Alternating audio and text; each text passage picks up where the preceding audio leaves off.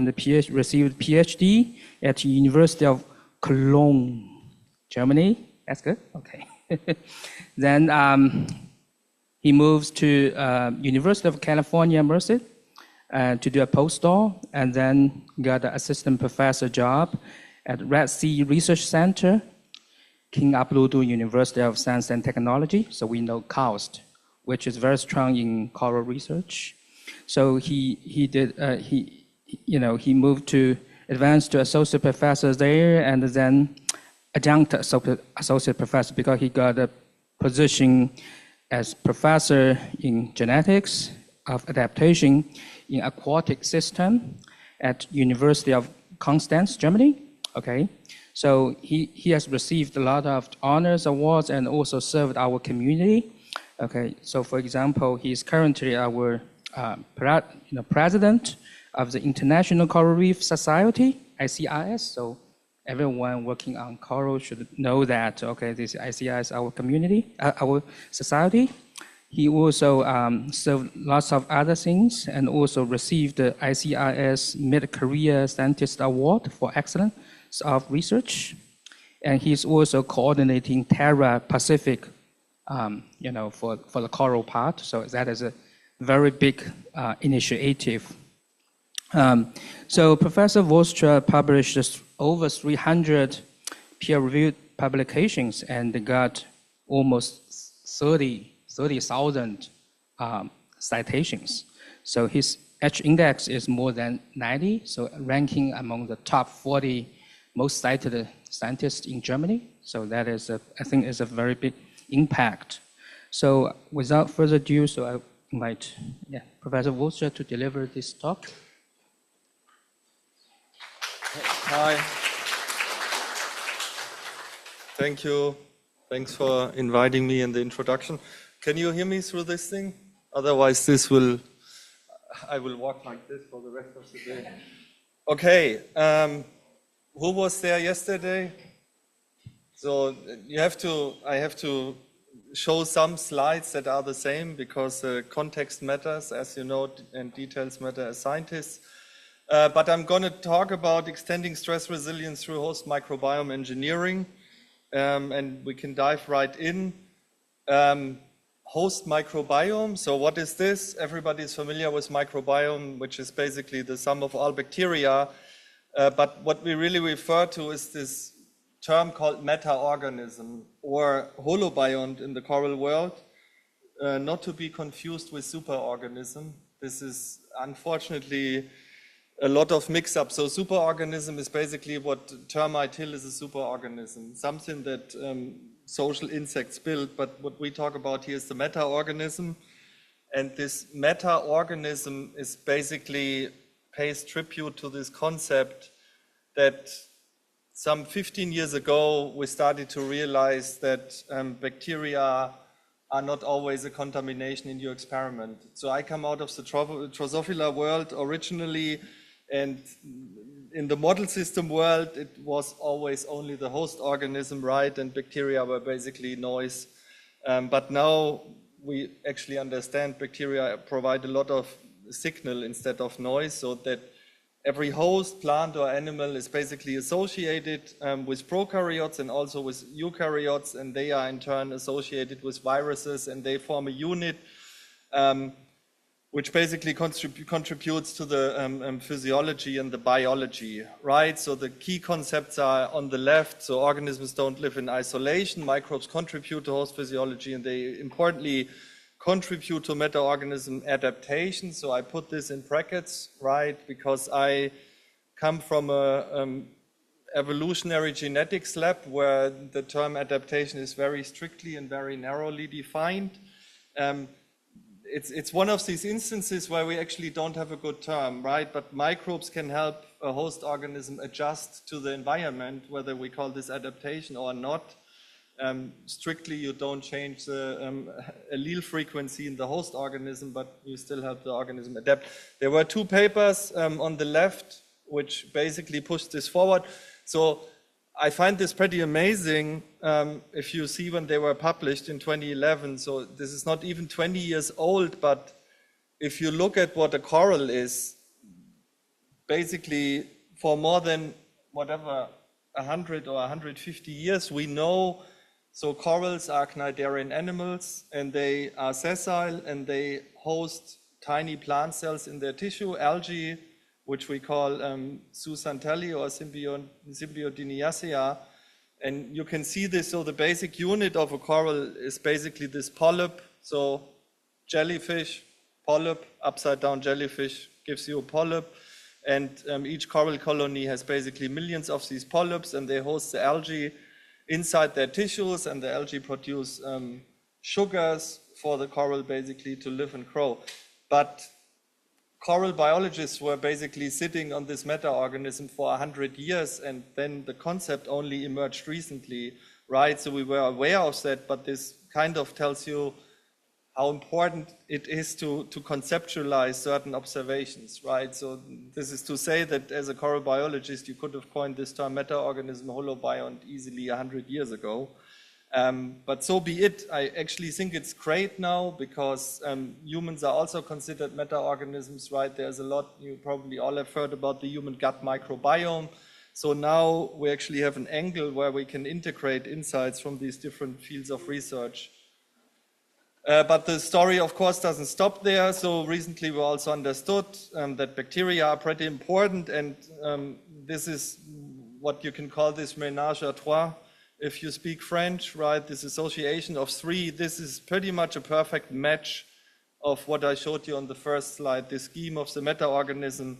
But the reality is that there's hundreds of other entities associated. There's very little understood about fungi associated with coral holobionts or endolytic algae. There's some work on that, other protists. You can also find apicomplexans, which are best known to be human parasites.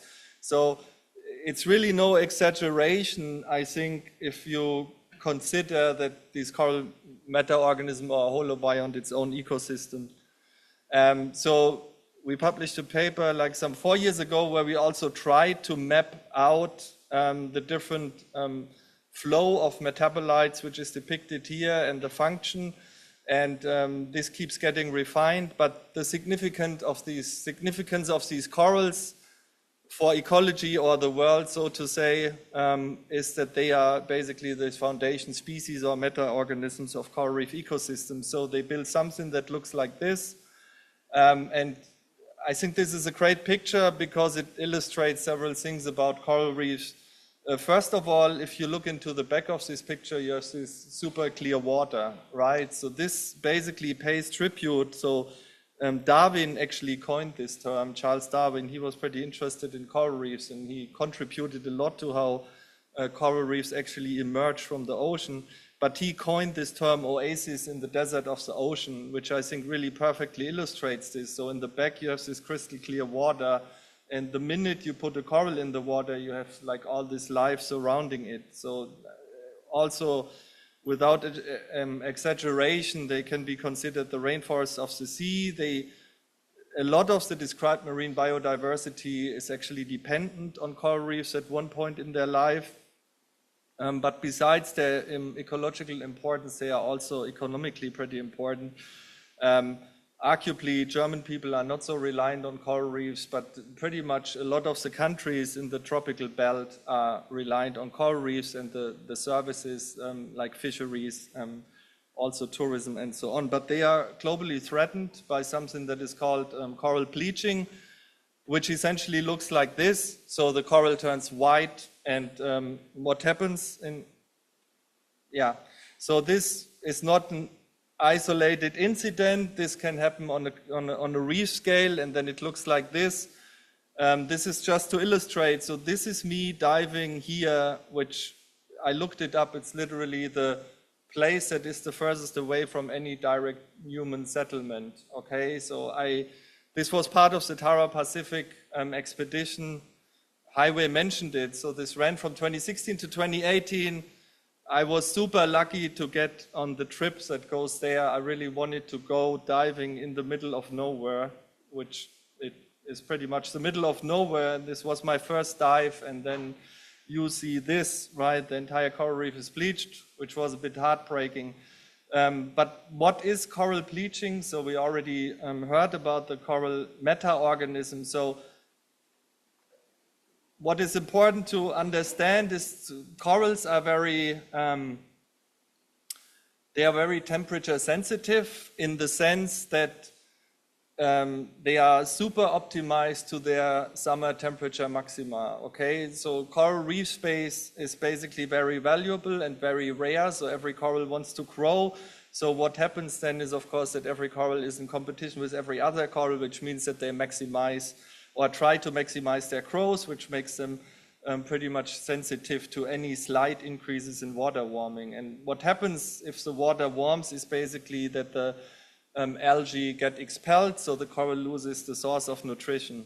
I think we have a good understanding, reasonably good understanding what happens in bleaching, but this is not necessarily what I want to talk about. Point being, they are so temperature sensitive, 1 to 2 degrees above the summer temperature mean, that this falls even in the most benign climate change scenario, right? So you all have heard of the Paris Accord, that we want to curb warming at 1.5 degrees Celsius, but even at this trajectory, this becomes already a problem for corals in some places. Yeah, basically this is the demonstration of what I said. So mass coral bleaching, or reported mass coral bleaching, was unknown before the 1980s, and these global events, the first global event, this is probably shortly before most of you were born. But when I was born, it wasn't a thing, okay? You have to keep this in mind. This is very recent, everything we see here, or I talk about. So there was a first global event. We just published the results, which is down here. You can see February 10, 26 of the third event.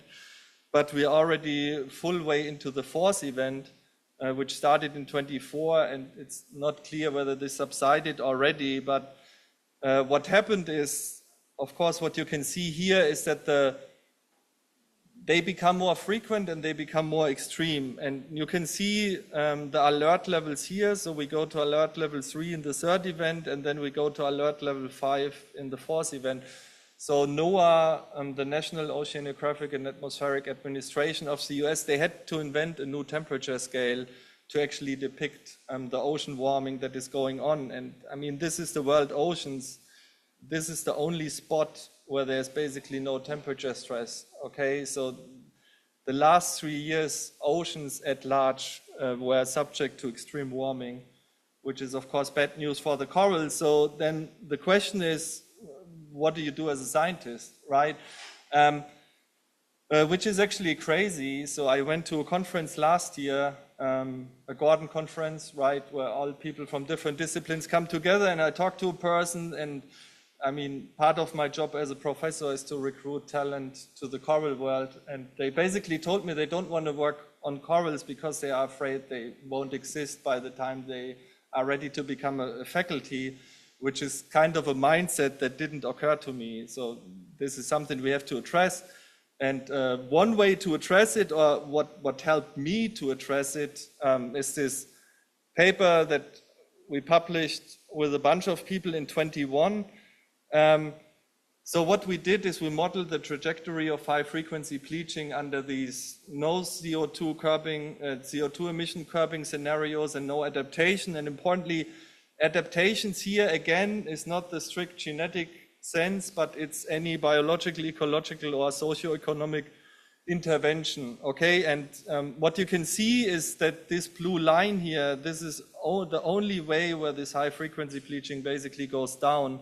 And this is basically if we manage to lower the emissions and implement adaptations. So I think this is very important to keep in mind, and it's also good news psychologically, because it gives you a reason, right? There's a lot of people that say, well, climate change is systematic, and we have to do something at scale, but at least according to our modeling, without these adaptations, you basically delay the nightmare, but you end up in the same trajectory.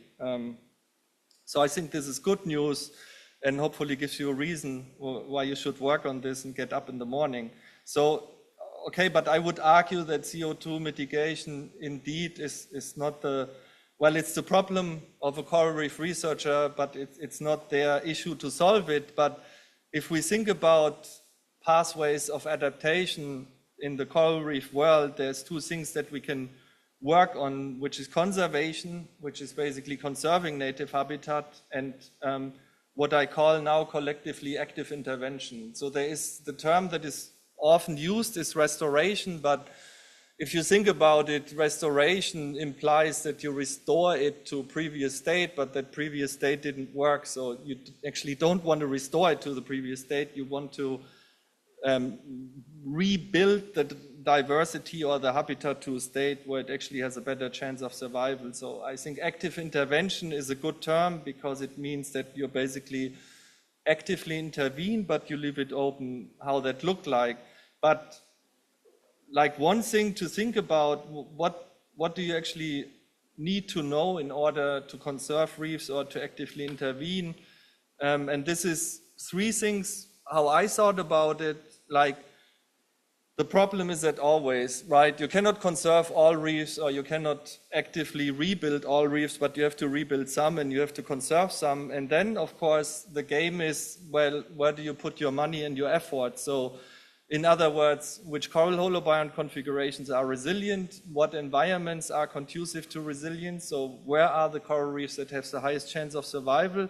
And then, of course, if we move into the active intervention path, can we actually alter corals? Can we modify their assemblage to make them more resilient or resistant?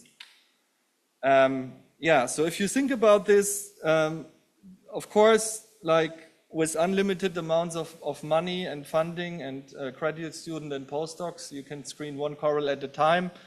But I just put this down here, so the search space is too big, basically, to experimentally query, right? You have 1,000 species, you have about 1,000 algal species that associate with 1,000 coral species.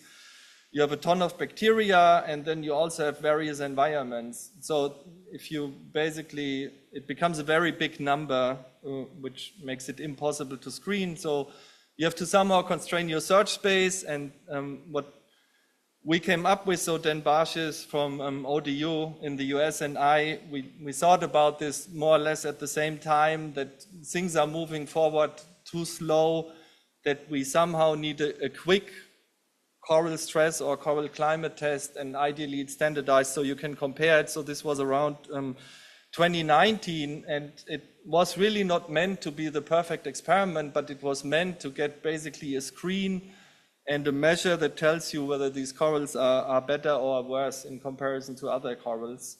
So this is what we came up with, which is termed sea bass, which of course is like a pun on the fish, right? Sea bass, yummy fish. But in our case, it's called coral bleaching automated stress system. So what you basically have, you have two boxes with four, or you have two compartments with four independent temperature boxes. So the good thing is you can pretty much pack this all in a suitcase, and you can set it up either in hotel rooms or in Airbnb. So we ran this across the world. Yeah, it's better not to ask if you can do it, just do it and then clean up. It's a water party in the apartment, but it works and you can run it almost everywhere. So what we do with these four boxes, we basically run four independent temperature profiles, which you can see here. They are total in length 18 hours. And the idea is basically you put corals on a hamster wheel and you let them run, and the idea is that you want to identify corals that can run faster or better than other corals. So having these four temperatures, you can pretty much measure their performance after being exposed to 4 different degrees of heat stress, which you can then plot here. So these four things are basically the dots are colony replicates of 2 populations of corals, and we measured their performance across 4 different temperatures. So what you can see is that in the red case, corals from the red population, they can hold out much longer and have a less performance loss with increasing temperature than corals from the blue population.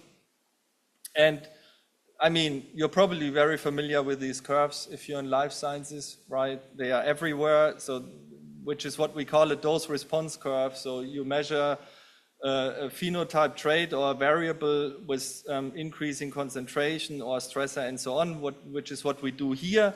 But these log logistic curves actually give you access to a lot of modeling. So the modeling we decided to do is this ED50, effective dose 50, which is related to LD50, lethal dose 50, right? So in the pharmacological world, you do something similar, you increase the concentration of a drug, and then you measure at the point at which 50% of your animals die. So it's not as extreme here, but we basically also, the ED50 is the temperature at which you lose 50% of the initial performance. But the nice thing is that now you have basically a single temperature which allows you to compare either corals or populations. And you can see in this case, so this is all different corals. Corals within a population are actually pretty different, right? So there's two angles. You have these populations that are different, but within these populations you have corals that are also very different. So arguably, if you would draw this curve with this coral versus this coral, you would also get a very different reading.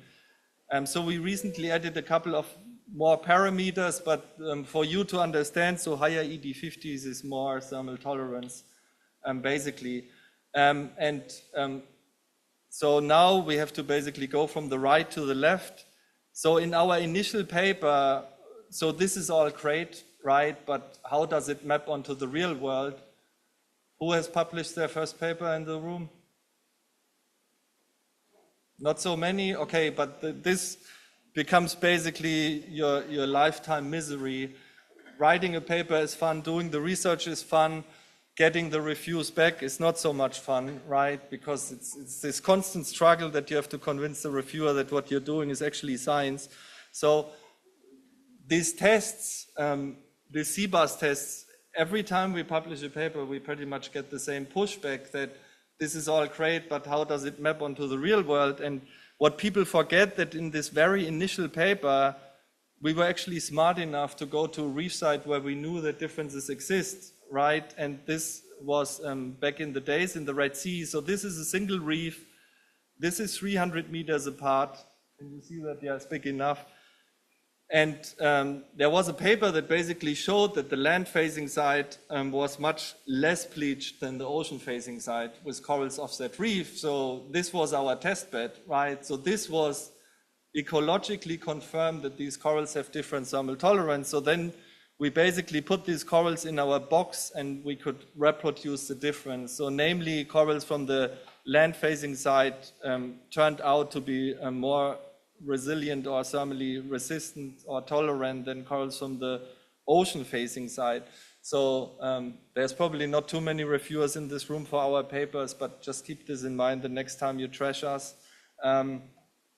Okay, so after this proof of principle, we basically went along the shores of the Red Sea. So the Red Sea is a very narrow, deep ocean basin, but it's also very strong in terms of environmental gradients. So in the south, it's very warm. In the north, it's very cold. And we went to 4 or 5 sites along this gradient, which you can see here from north to south. So the average summer temperature here is 27. The average summer temperature here is almost 32, right? So you have a 5-degree difference with the corals. So what you should see is that they are differently thermally tolerant, which they are in absolute terms. But if you actually, if you subtract this, what maximum monthly means, so if you subtract the average summer temperature, they actually come all out amazingly consistent, which is great, right? Because that's a typical misunderstanding of a lot of people where they say, well, corals in the Red Sea are super thermally tolerant, corals in the Great Barrier Reef not so tolerant, but they evolved to live in their water temperatures, right? So if you actually subtract the summer temperature from our ED50, it's amazingly consistent that they all turn out the same. So of course, in terms of absolute, they differ, but in terms of relatives, they all show more or less the same distance, except for the northern Red Sea, which peaked here. So this had much more cushion space than the other corals, and this was actually known before that, the northern Red Sea corals were termed the sanctuary or the refuge of corals. And there was always this idea, so probably there's not too many religious people in the room, but in the Bible it was already mentioned that the Red Sea dried out at one point, right? And then the people of Israel crossed. But so for corals, the Red Sea actually did dry out some 15,000 years ago, and the corals repopulated. And of course, they repopulated from this tiny opening here, Bab el Mandeb, and the corals that end up in the north needed to go through the south. So only the corals that survived the southern warm conditions ended up in the north. And this is a pattern that we could still detect with our test, which is actually pretty cool. If you think about it, that like in terms of experiment time, we did this in 2 weeks. Okay, so we were happy with that. And then we said, well, this is one way to actually kill two birds with one stone. Bring your box and make as many people measure corals around the world as possible, which you can then put these measures on a map. And every time you have these extra peaking populations, you have probably something that we call bright spots, so higher thermal resilience than expected. And then, of course, once you have these sites identified, you can also look if there's a common environmental characteristic. But if you have these populations and these holobionts that are extremely resilient, you can also check their molecular underpinnings and their microbes and so on, which would then inform active intervention approaches. So we ran this idea by the Paul G. Allen Family Foundation, so that's a philanthropy in the US. So again, I'm future advice for graduate students, right? So like you need money to do research, and the way this works is usually that you only get money for countries only pay researchers in their country. So if you want to do a global thing, there's very little entities that you can go and ask for money, but philanthropies is one way. So Paul Allen is actually the co-founder of Microsoft. So they have, as I said, this family foundation, and they are heavily invested in this type of global ecology research. So 3 years after nagging them, we eventually got the money to do this research.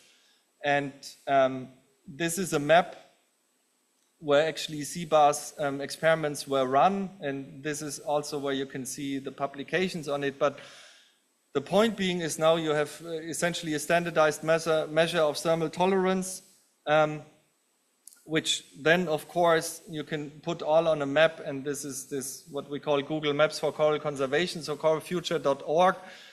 You can go online right now. I would say it's still beta, but you can access 250 experiments. It's very interactive. You can click it. You have sliders. Show me the most thermally tolerant corals, and you also get these ED50 curves. So it's very interactive. What we are currently doing is collating all published experiments and put it in this database. And very easily, you can actually ask very complex ecological questions, or at least follow up with it. Okay, but this is so much for the conservation, and now we talk about the active intervention microbiome engineering, right? So if you talk about active intervention, there's basically 3 things that you can do. You can engineer the host, which is selective breeding and gene editing. So I'm not going to talk about this, but I'm happy to discuss it, how much sense this makes. You can focus on the microbiome, and there's different things to do, or you can do something that is called geoengineering. I don't know how familiar you are with that, but there's, well, the problem with all of this is even if it works, you still have to address this problem of scale, right? Doing this with 1 coral is fine, but if you consider that there's 10 million corals in a single reef, how do you apply this to 10 million corals? But yeah, so if you think about the biological side of things, taking geoengineering out, what is at our disposal and in what time frame, right? So you have this classical Darwinian evolution, which is basically change of allele frequencies over time. So unfortunately, corals are not bacteria. They pretty much have generation times that approach generation times of humans, right? So once a year they spawn, they need to grow out, which takes 5 to 10 years, and then they spawn. So even under a positive assessment, the generation time is 10 years, and it takes on average 50 to 100 generations to fix an allele in the population. So you would literally need 100 to 200 years minimally to fix anything, and I just showed you that the time frame we have available is probably 20 to 40 years. Then you have epigenetic modification, so methylation, for example, which is from one generation to the other, but this is actually not exactly clear how this works in coral.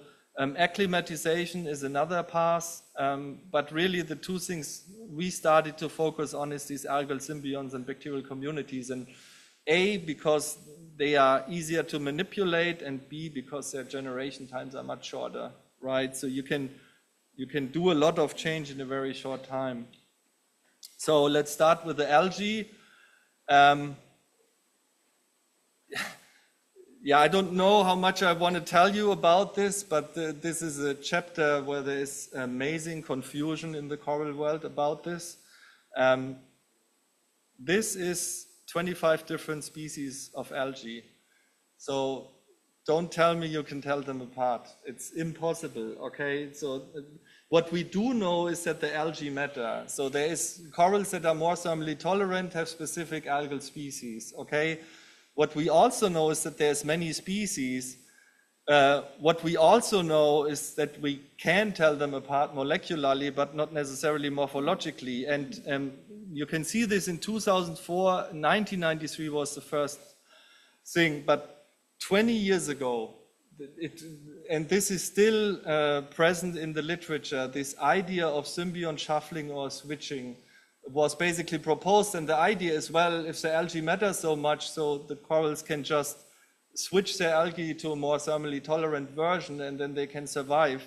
But at the time when these papers were published, we didn't actually know what we are looking at, right? So if you want to ask this question, is shuffling or switching a thing, you need to understand what are you actually looking at. So this is to say that which is really, I think, a very fundamental, goes without saying statement. So species recognition is a critical prerequisite to any of these investigations, right?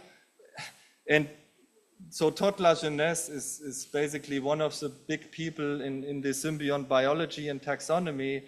But the reality of things, so again, we go in a weird order. The currently described number of species in the algal world, Symbiodiniacea, is 42. Okay, so despite what I just tell you, and I hope you would all agree that the fundamental unit is species or populations, if you want to understand anything, you basically need to get this clear. It's pretty much impossible to get money for this type of foundational research, right? Like, everybody is happy if you describe the species, but nobody wants to pay for it. It's boring and it's not exciting, but it's really fundamental to understand any of this. So here's a brief recap. So in the 1950s, this actually, because they all look alike, one species was described, which was named Symbiodinium microadriaticum. So the assumption was that all corals associate with one algal species of that type. Then in the 1990s, which is pretty much when molecular biology started to become available for people outside the model system world, they basically started to sequence very coarse molecular markers, and they found super diversity in this algae. So diversity that is basically approaching the diversity in order. So it's literally the difference between a chicken and a bat. So arguably, or a dog and a bat. So it's arguably very different pet animals if you have a chicken at home or a pet or a bat or a dog. But somehow, for 20 years, people were completely happy with it and never thought that this needs to be further resolved. But this is precisely when this adaptive bleaching literature appeared, okay? So in a way where we actually like, yeah, okay, there are big changes, but what are we actually looking at? So only in 2018, and this is really credited to Todd Lajeunesse, who got a lot of pushback in the field. If you're not there, you cannot appreciate it. He's also very controversial because he had too many discussions, and at one point, it's very hard to keep a good mood in all of this. But so anyway, so finally this construct of clades were translated into genera. Okay, so now we actually have a system where we recognize that there's tremendous diversity in this algae, which is of course great, right? Because then indeed, if it's so diverse, maybe there's something to it. If you exchange it, you actually really exchange the biology of the host organism. But the common marker that we use is ITS2. So what is ITS2? Internal transcribed spacer. So it's the non-coding part between rRNA genes. Okay, so you're familiar with rRNA genes. Every organism has them. They are multi-copy in your genome because, of course, without them, you're not translating proteins. Okay, so what I plotted to you here, this is ITS2 diversity. So every circle is a distinct sequence, and the size of the circle is the abundance of that ITS2 sequence in a single species of algae. Okay, so what can you see from this? That every algae looks different. Okay, there is some algae like this where you could argue this ITS2 sequence is, what do I do? How do I make this go away? Yes, okay.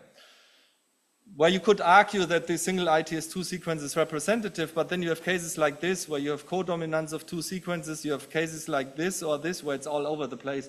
So what happened in the coral field is that they somehow equated a single ITS2 sequence with the algal species, which is of course by no means the reality of things, but what you can also understand when you look at this, that maybe you can sets of sequences to represent species. So this is basically what we did for 3 years when I was at KAUST, so with Ben Hume. So sometimes, and this was nice at KAUST, right? You can give a postdoc, you have money for a postdoc, and you tell this guy you have 3 years, do it, okay? So like, there's very few places, well, there's probably also very few people that do this, but what we basically built is we built an analytical framework where you can sequence these ITS2 sequences. This is very easy with high throughput sequencing nowadays. This is how raw sequence data looks like, okay? So you're familiar with this one bar is the diversity of sequences in one animal, and SimPortal actually uses this information to build sets of sequences that are representative of the algae, and then of course it can find these genetic fingerprints in other samples. So this actually works very well, and it works very well. You can ask later. Or, no, okay. Looked like you had a question. So what we exploit is the fact that corals typically only associate with one algal entity, right? So you could never do this in the microbiome world because you have thousands of bacteria, so you never know where the different sequences come from. But again, we got a lot of pushback in the beginning where, yeah, bioinformatics is a service to biology. You shouldn't waste too much time on that and effort. So this is online, you can basically upload it and it's fully automated, and to this day I received €0 from any, or $0 from any funding entity to support this work, because you don't get money to support development of something, you only get money for new experiments, which is a little bit crazy, I think, how we structured the research funding. But we just did I just looked this up, so we ran 50,000 samples through this, right? So this is huge in the coral world.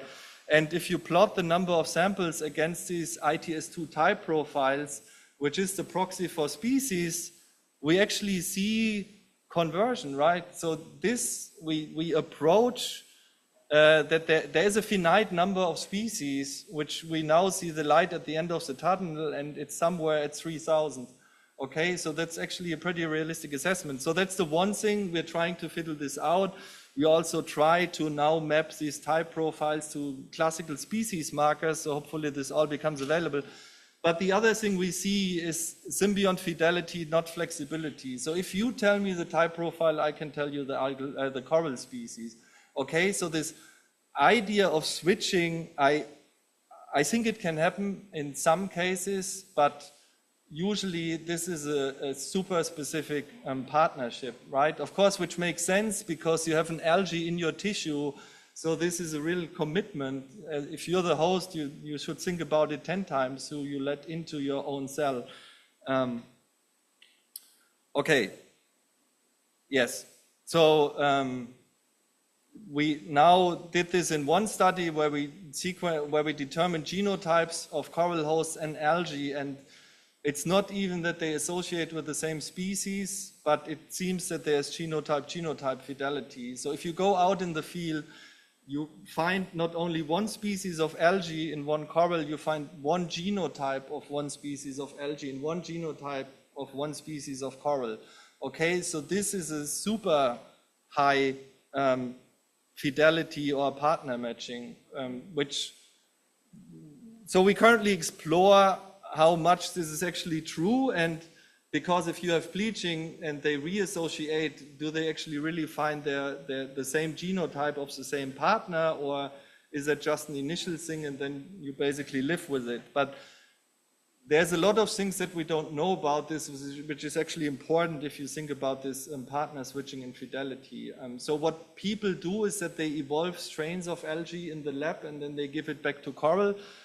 Which of course is a promising avenue if you have this ability of corals to take up these algae and actually keep them. Okay, but I'll stop there. So, but at large, I think this shuffling is not something that we can passively hope for, that corals will just reconfigure themselves with different algae. So, which leaves us with the bacterial community.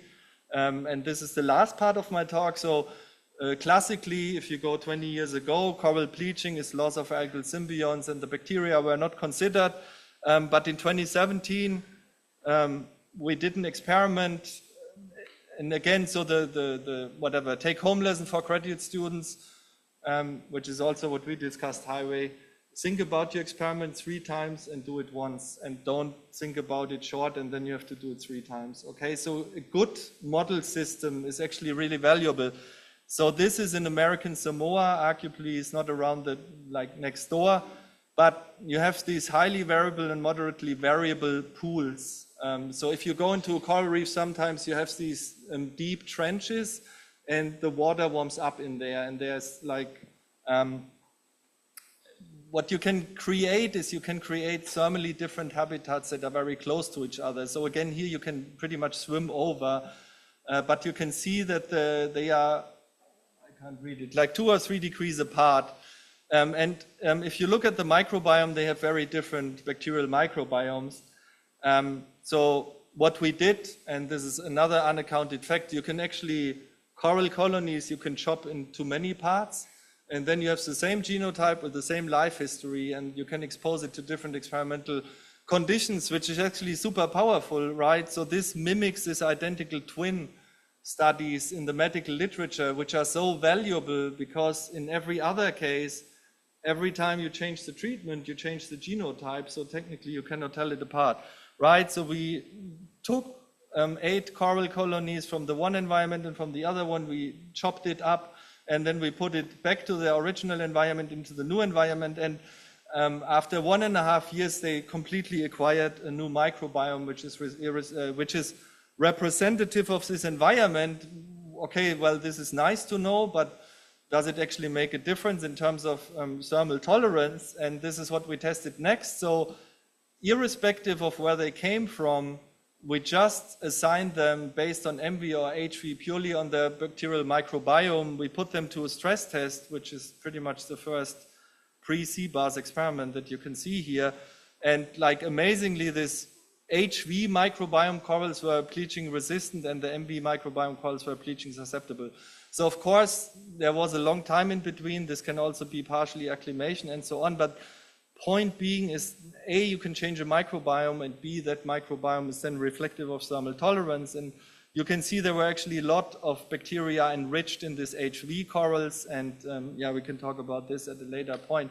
But this is essentially, this experiment triggered this idea. So again, this idea, of course, other people phrased it before, maybe not in the coral world, but that this microbiome flexibility or plasticity, so the ability to change your microbiome, can actually help corals adapt to changing environments. But ultimately, and this is what we published here, what we are talking about, there's also 10,000 different words for it. So microbial therapy, in hindsight, I'm not the biggest fan of this, because it's a nice word as a cell, but you put the hopeful outcome as a word for the method, right? So hopefully you could, it's therapeutical, but it's probiotic or really microbiome engineering, I think, is the most neutral term for that. So Raquel did an experiment on that. She basically identified a number of microbes which she considered to be a probiotic, and she did the heat stress experiment, and amazingly you could actually see that corals that were given this probiotic consortium had a much higher survivability under heat stress. But basically, we don't really know how this works, and we also have, we don't know how long this effect lasts. How much more time do I have? Okay, yeah. Okay, but so just brief excursion. So corals are of course great, but if you want to figure out mechanistic work, corals are pretty inconvenient to host in a laboratory. So imagine this coral take up your entire lab space, right?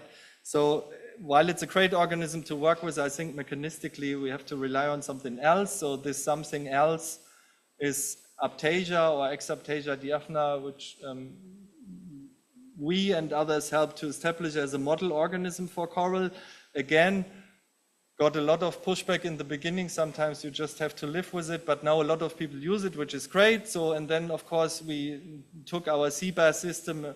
So so I should say this, it's a good coral model, I think, because it is in essence, it's a reduced coral to its essence. So it's a single polyp, right? And a polyp is the building block of a coral. So now these things are tiny. They can live in a shoebox with seawater. They have, like, if you want to keep corals in the lab, it's a pain in the butt. You spend a lot of time and money on keeping them alive, right? So, but you cannot actually do your experiments. So these things don't calcify and build skeletons, which is the big criticism. But the whole point of a model organism is that it replicates some aspects of your organism of choice, but not all aspects. So what we are interested in here is actually the symbiotic partnerships. And what we know is that there's a lot of similar bacteria and a lot of similar algae that associate with this anemone. So I would argue it's a very good model to understand the symbiotic relationships that are also present in coral. So we did the CBAS, it's super reproducible. I mean, look at these ED50s, they are like 0.1 degrees Celsius apart or something. But importantly, we also wanted to show whether you can actually change it by the provision of bacteria. So here we added Vibrio corallilyticus, which is a go-to pathogen that basically triggers bleaching in the coral world, and you dramatically reduced the ED50, which is nice. But adding a pathogen to the system, of course, destroys everything. So the opposite way that you find bacteria that are increased as temperature tolerance, I thought it's much more complicated. So we used 2 strains of Aiptasia here, Fu3 and H2, and we basically incubated our bacterial isolates, and then we ran a CBAS and measured the ED50, but we also devised a phenotype score, and this is how your whole life you cannot stop being a researcher. So when my kids were born, so one thing, when these kids come out, the doctor looks at them and then they have a 10-point scale. Okay, are the lips blue? What is the color of the skin, and so on. And again, it's just a sanity check screening, right? You don't know what's going on, but it's a very quick way to assess whether the baby is likely to be healthy. So this was the idea behind this phenotype score. I didn't want to do this in length, but we actually went through the literature from the last 100 years. There's amazing, consistent phenotypic behaviors of cnidarians. Okay, so tentacle retraction, when they are not happy, they retract, body column retraction and all this stuff. So we basically converted this into a standardized scale, and like, I'm not showing you this, but it will be in the paper. If you expose Aiptasia to bacteria that they don't like, they immediately contract. It's really pretty nice to see. So somehow they can sense this, which is an even quicker way to exclude certain bacteria than running a sea bass. Okay, but now this is only shown for one of the strains, but fair enough. I think we screened 30 isolates, and there are some cases where you actually really decrease the temperature tolerance. So for the purpose of the proof of principle, we kept all the isolates, even the ones that wouldn't pass the phenotype score. But you also have some that increased it, so which is very nice, and it's also important to keep in mind. So these are isolates that were in the host to begin with, but then you add them in surplus, and they can actually enhance thermal tolerance, which is a very important principle, because technically you don't change the things genetically, you just change basically the ratios of different things. So this is where we are at, and this is where we want to go, or where we're in the process of going. So the highway is very similar to what we are doing, and this will hopefully cross-fertilize each other, right? So like for these defined isolates, we want to understand how they work, and it's actually important to understand whether all microbes work in their own way or not, I think, right? But then also, of course, you want to track how this happens. Okay, but so this is the last part. We still haven't addressed the elephant in the room, and like what I learned in my career as a scientist is that you can trust plant people. Okay, so plant people are the most rigorous scientists I know. Like, they know quantitative genetics, which is the holy grail of everything. They have this down. They can like do this in their sleep. And they also do a lot of microbiome stuff, right? And again, they have the history. You know, this rhizobia, so these nitrogen-fixing bacteria, are in the plant nodules at the root, and this is how plants get their nitrogen. So they sit on this microbiome study also for 100 years, and somehow didn't connect it to the bigger picture.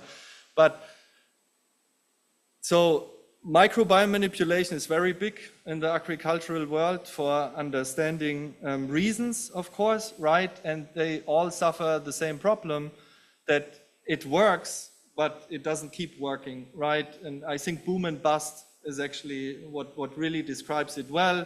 You have this strong performance, but then it basically is not retained, right? And this is, of course, a problem, especially if you work with corals that are not on the field, but like randomly distributed in the water.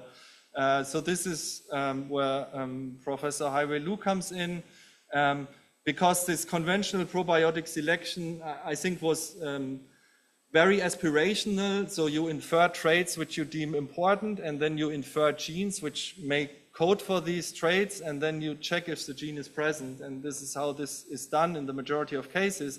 But it actually doesn't address this long-term association. But what we actually know is that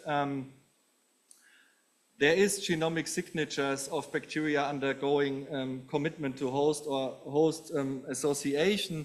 So I'm not going through this, but basically it was a mega effort. The preprint is available, but hosts or bacteria that undergo host commitment or stronger host association, they have the signature of a surplus of pseudogenization and certain elements that become more familiar, more common. Okay, so this is completely independent of the functional footprint. In this case, this is also available as a preprint.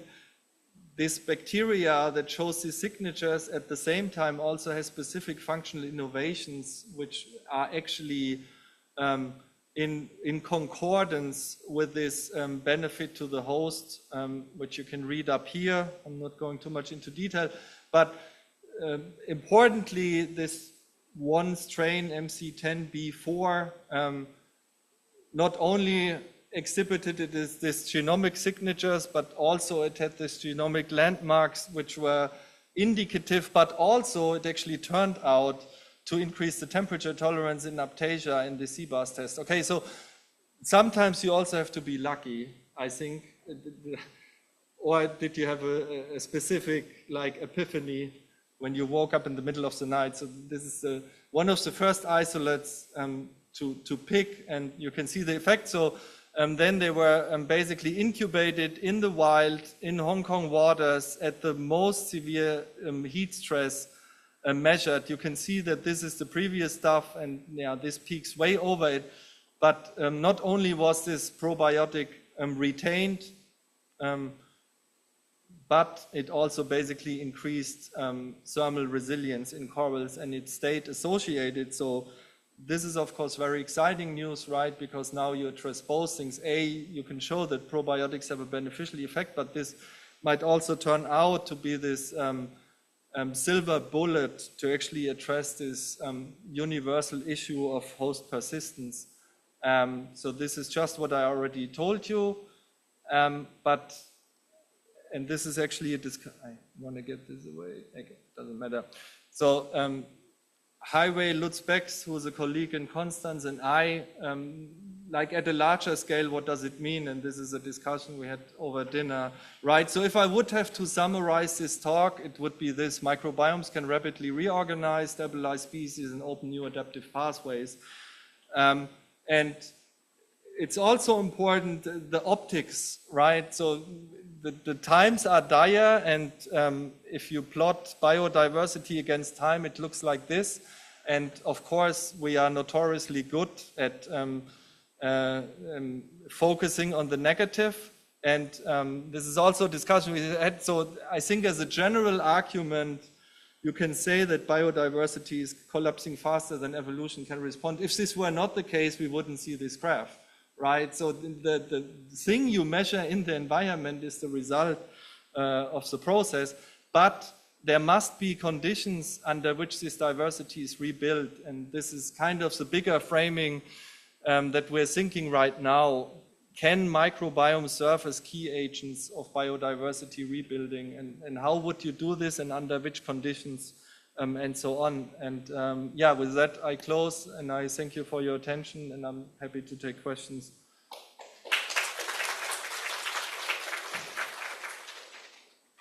We have just your own time because we scheduled at 11 by 11. Okay. Yeah.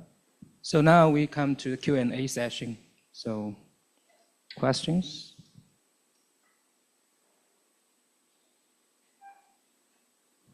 Don't be shy. Students, especially. This Ren Guorong lectures here really for students. Yeah, so postdoc was encouraged. Faculty member, I mean, everyone encouraged.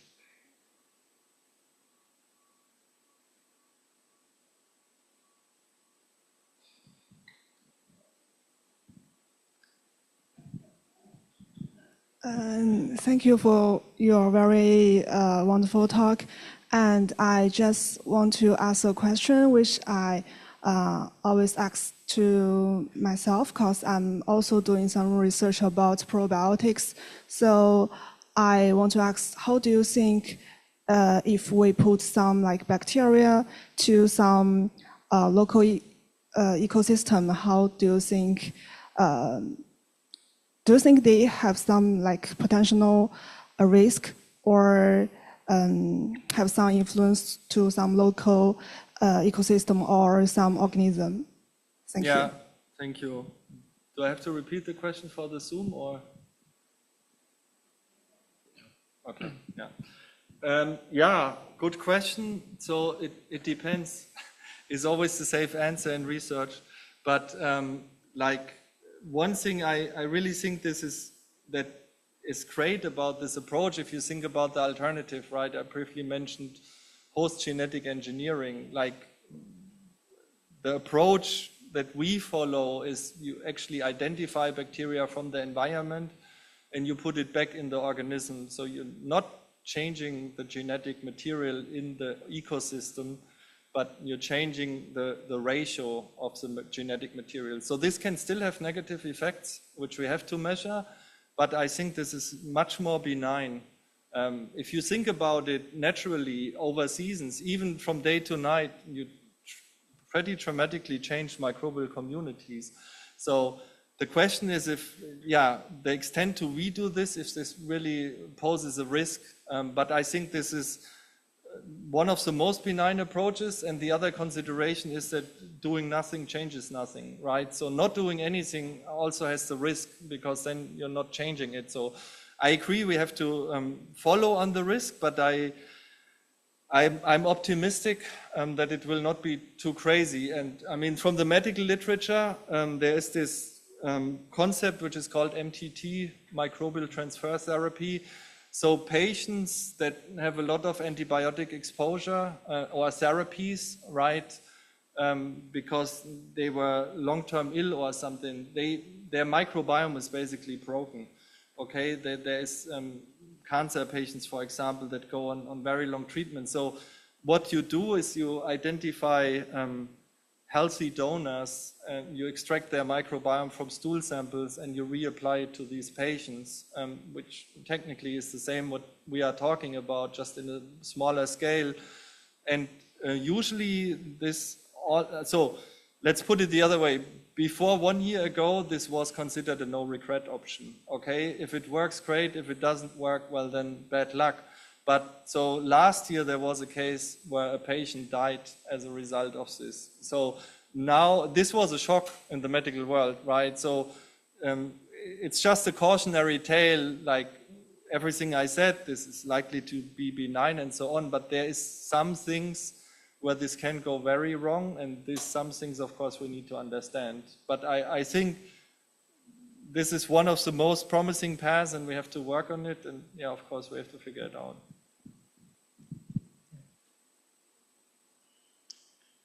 Any other question? It's a very good answer. Thank you. I didn't learn that the actual MTT led to one death last year. Or 2 years ago, but yeah, as I said before, it was a no regret option. Okay. Good to know. Questions? Anne?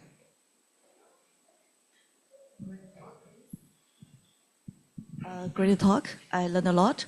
And I'm quite interested in the PBS session, like the phenotype behavioral diagnostic of the Aiptasia, because I have been measure the palm for Aiptasia, and I have an observation. So when the Aiptasia is under stress, sometimes it's shrunken, but the FEFM is quite high because the algae is still inside. And what do you think of this behavior of the Aiptasia?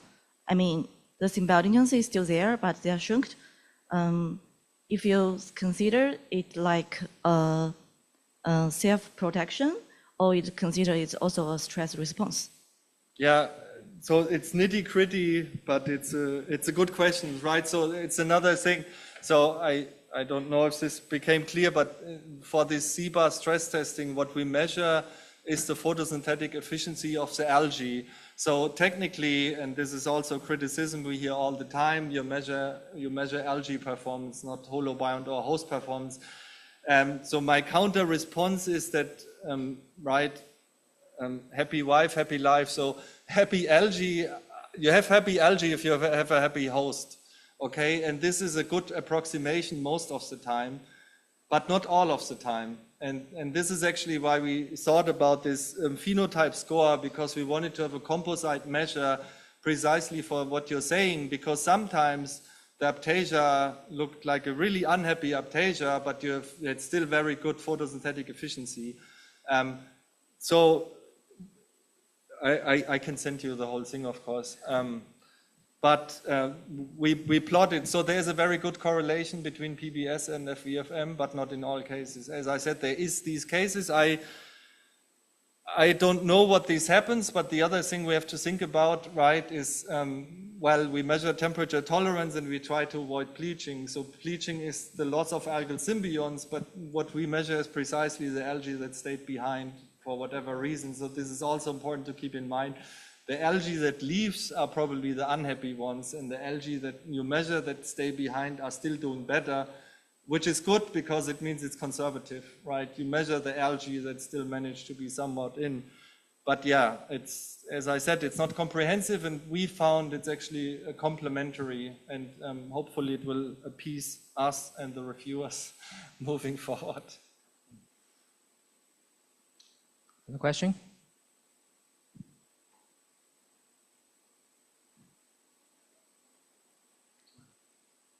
Yes. Hello, I can ask one question because we still have some time, right? Thank you very much for your wonderful talk. It's very inspiring. I really like how you put everything together. So I'm Apple. So thanks to Haiwai, I am a very coral person. I breed a lot of corals, but because of Haiwai, I got to explore together with him in the microbial world, which I thought I will never get to if I just do it myself. I think I have a question which is highly related to what the student just asked about how are you going to apply it to the water, because even if you find a solution like the microbial manipulation, how do you actually do it in the water? So and then of course we can dive into the way of delivery, which is a huge topic as well. But I'm also thinking, what's your thoughts on applying this into the early life stages of the corals? Like we have a lot of sexual coral propagation, breeding happening worldwide. And then of course it takes time for them to grow, to mature, and then reproduce in the field. But do you think this is kind of one of the way out to combine, microbial manipulation with the sexual early propagation, like to see what will happen? Because obviously there's not much paper from these aspects yet. So I would like to see what's your thoughts about it. Yeah. Yeah, you gave the answer. I think the integration of approaches, I mean, with the hope, of course, that you also increase the effect size, right? You could make an argument that no single approach on its own will probably extend the resilience that we need, but maybe in combination. So who has ADHD? You don't have to reveal, but there's one saying for ADHD people, Ohio, only handle it once. And this is kind of my philosophy behind it, right? So arguably going into a reef and trying to pipette this on each coral or whatever, this is a daunting task. But if you're in the business of restoration or nurseries and you already have these corals in tanks, then it's actually very easy to pipette probiotics on top of them, right? And this also goes with sexually propagation. So if you do sexual propagation or this with different genetic mixing and so on, it usually doesn't happen in the wild, it happens in tanks. So while you have the corals there and the larvae, of course, one other addition would be the probiotics. So as I said, and in terms of scaling, the scales are very well because you don't add additional scaling by this means, you just use the scaling you already do. So I think this definitely needs to explore. But one other thought, it might actually be much easier or much more effective in larvae, right? Because larvae, we know that they are, so if you track microbiome diversity through life stages, it basically goes up as a larvae and then it goes back again. So they take up a lot of stuff and then there's a process of basically host filtering or winnowing. I think this is a very good time frame to do this because they are very permissive to take up stuff. You don't have to convince them at this life stage. So I really think that we should do experiments with that. But then, of course, you can do this, but spawning corals is the trick, right? You have to have this down, but then combining this and checking the different effect sizes, I think this is very important, right? And I mean, this is what I said yesterday in my talk. All of what is done is great, but a lot of it is aspirational. Like we think that this might work, and it might work, but we actually don't know to what extent it works. And I think quantifying this is really important. Questions? More questions? We have time. No pressure. grad students can also ask like, career path, something like that. I mean, Chris said here. Yeah, and then I have a lawsuit in 5 years. You gave the advice. Yeah, like people in my lab, most of them are, not previous experiences, not coral. Actually, Chris originally is also not doing coral. No. Yeah, so, yeah. Well, I mean, that would be my career advice. If, don't be afraid to switch fields, right? It's what you bring to a new field is what other people in that field don't have, going back, I think this explains a lot of my career because I come from a model system background, so mice and fruit flies. So you have a certain expectation, right? I grew up in a world where the internet existed and you could basically click and order your fly with a genetic mutation. And then you go to the coral world, and if you're lucky, you find a web page from a lab where you can download some data. It's completely unorganized, crazy, but having my approach and growing up in a world where I know how you can actually make this more efficient was very valuable. And again, it was a stigmata. I was the guy that didn't grow up in coral reefs, so I'm not a real coral biologist. And well, now these people are in my rearview mirror. So do what you want to do. And I really think this is one of the most important things, that we have to be open in these scientific fields and welcome new people, because they bring something to it that the people within the group were never exposed to. So, right, this is just, we have to talk more and also across the aisle, which was actually one of the first meetings for this Paul Allen. So they invited model system people and us, and then we had to basically answer the questions from the people with established research systems, and it didn't go so well the first time around. I usually differentiate coral and non-coral people is coral people can die, coral people cannot. Well, yeah, or coral so people have to dive. You're still coral biologist. I'm not. Okay, more questions? No? Very good opportunity, to ask, right? To discuss. Oh, okay, if there's no further question, let's conclude, and thank you again to Chris. You.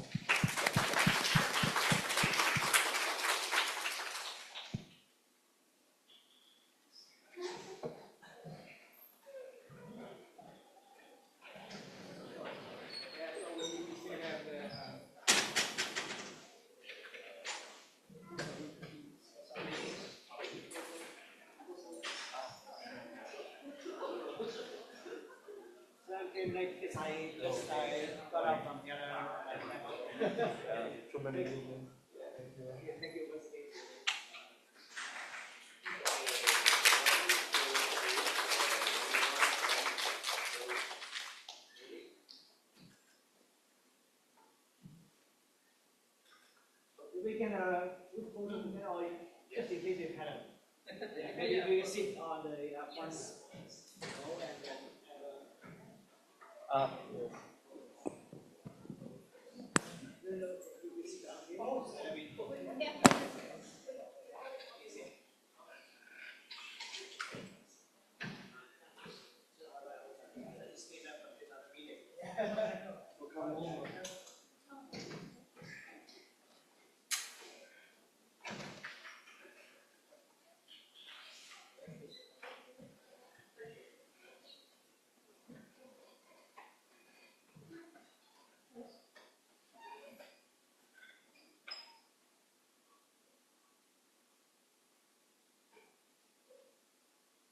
Okay, here, 1, 2, 3, and one more, 1, 2, 3. Okay. Thank you.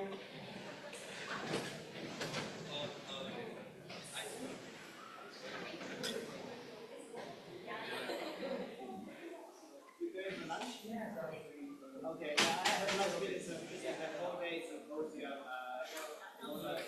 yeah.